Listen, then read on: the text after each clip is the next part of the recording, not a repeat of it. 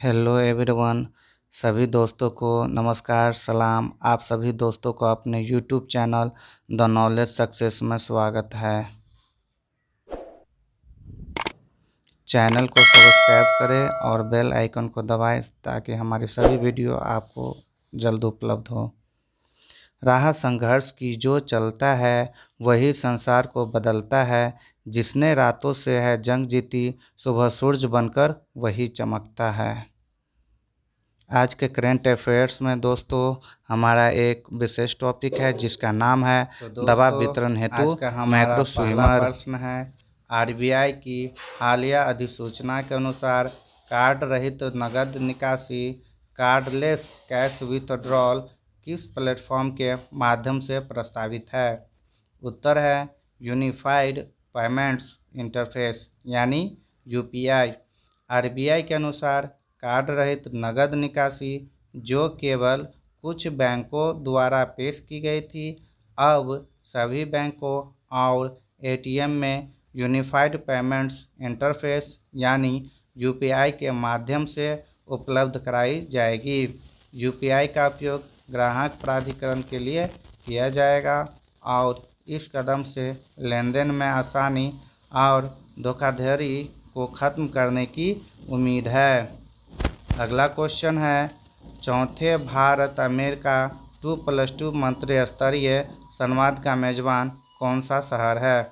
उत्तर है वाशिंगटन जो कि अमेरिका में स्थित है। रक्षा मंत्री राजनाथ सिंह अपनी 5 दिवसीय अमेरिकी यात्रा के तहत वाशिंगटन डीसी पहुँचे।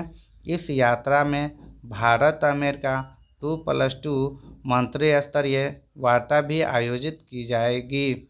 2+2 संवाद में रक्षा मंत्री राजनाथ सिंह, विदेश मंत्री एस जयशंकर और उनके संबंधित अमेरिकी समकक्षों के बीच बैठकें शामिल है।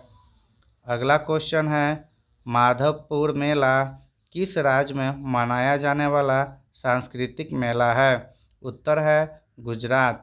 राष्ट्रपति रामनाथ कोविंद ने गुजरात के माधवपुर के तटीय गांव में 5 दिवसीय सांस्कृतिक मेले वार्षिक माधवपुर मेला का उद्घाटन किया। यह मेला रुक्मिणी के साथ भगवान श्री कृष्ण के विवाह का जश्न मनाता है। इस तरह के कार्यक्रम पूरे गुजरात और पूर्वोत्तर राज्यों में आयोजित किए जा रहे हैं। 2018 से केंद्रीय संस्कृति मंत्रालय के सहयोग से गुजरात सरकार ने मेले के दौरान कार्यक्रमों का आयोजन शुरू किया। अगला क्वेश्चन है, अविश्वास प्रस्ताव के बाद पाकिस्तान के 23वें प्रधानमंत्री के रूप में किसे चुना गया है? उत्तर है शहबाज शरीफ।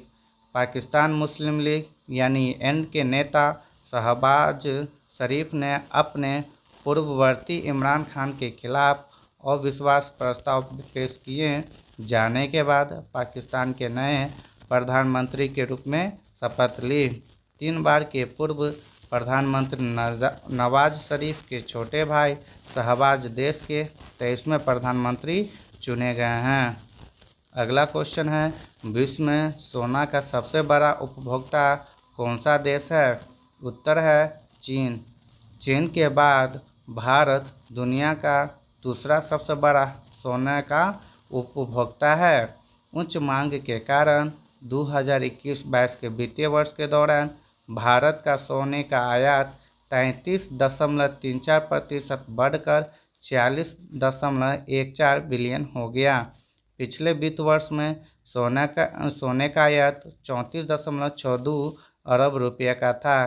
पिछले वर्ष के दौरान सोने के आयात में वृद्धि ने व्यापार घाटे यानी ट्रेड डिफिसिट को बढ़ाकर 192.41 बिलियन डॉलर के करने में योगदान दिया, जो कि 2020-21 में 102.62 बिलियन डॉलर था। दोस्तों, आज का हमारा एक विशेष टॉपिक है जिसका नाम है दवा वितरण हेतु मैक्रो स्विमर, जो कि हाल ही में अभी खोज किया गया। तो आखिर ये चर्चा में क्यों है? दवा वितरण हेतु मैक्रो स्विमर का जो खोज किया गया, आखिर यह इतना चर्चा में क्यों है, इसके बारे में सबसे पहले हम लोग जानेंगे। हाल ही में शोध से पता चला है कि मानव शरीर में बेहतर दवा वितरण हेतु माइक्रोबॉट्स को स्थानांतरित करने के लिए ईंधन के रूप में प्रकाश का उपयोग करना संभव है। गौरतलब है कि यह दवा वितरण प्रक्रिया कैंसर कोशिकाओं के प्रति चुनिंदा रूप से संवेदनशील होती है। इन माइक्रोबॉट्स को माइक्रोस्विमर्स कहा जाता है। अनुसंधान का नेतृत्व Max Planck Institute for Intelligent System यानी MPIIS और Max Planck Institute for Solid State Research MPIFKF Stuttgart Germany द्वारा किया गया। अब यह जो शोध किया गया उसका प्रमुख बिंदु क्या है? ये माइक्रोबॉट्स द्विआयामी यौगिक पॉलीहेप्टेजिन अमाइड कार्बन नाइट्राइड यानी PHI कार्बन नाइट्राइड से बने हैं। ये माइक्रोबॉट्स छोटे इंसानों की तरह ही है। वे आकार में 1 से 10 माइक्रोमीटर, 1 माइक्रोमीटर 1 मीटर का 10 लाखवां हिस्सा होता है। तो ये जो इसका जो आकार है, माइक्रोबॉट्स का जो आकार है वो 1 से 10 माइक्रोमीटर तक होता है और चमकदार रोशनी के कारण सक्रिय होने पर स्वयं को आगे बढ़ा सकते हैं। अब माइक्रोबॉट्स कैसे तैरते हैं? PHI कार्बन नाइट्राइड माइक्रोपार्टिकल्स फोटोकैटालिटिक होते हैं। ये कण लगभग गोलाकार होते हैं और प्रायः प्रकाश के कारण गोले का आधा हिस्सा रोशन हो जाता है जबकि दूसरे हिस्से में अंधेरे रहता है। चूँकि फोटोकैटालिटिक प्रकाश चालित होता है, यह केवल प्रकाश वाले हिस्से में ही होता है। जैसे ही आयन प्रकाश वाले पक्ष से अंधेरे पक्ष की ओर बढ़ते हैं, माइक्रोस्विमर्स प्रकाश स्रोत की दिशा की ओर बढ़ते हैं। कण के विद्युत क्षेत्र के साथ संयुक्त यह प्रतिक्रिया माइक्रोबॉट्स यानी माइक्रोस्विमर्स को आगे बढ़ने अथवा तैरने में मदद करती है। अब बाधाएं क्या सब है?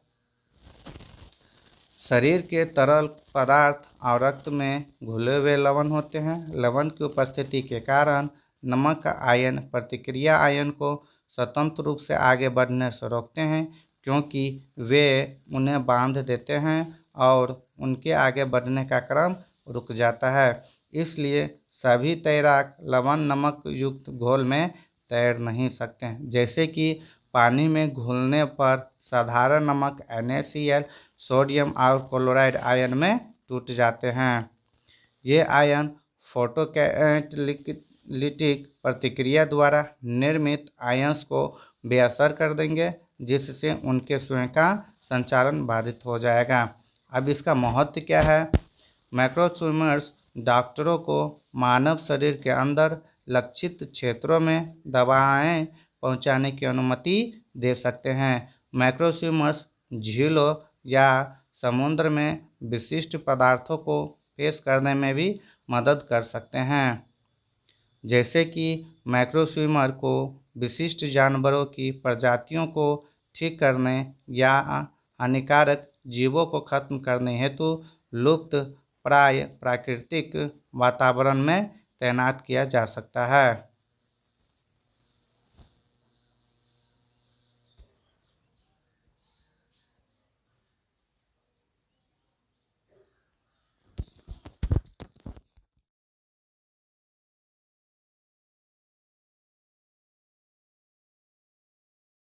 थैंक्स फॉर वॉचिंग दोस्तों। यदि वीडियो अच्छा लगे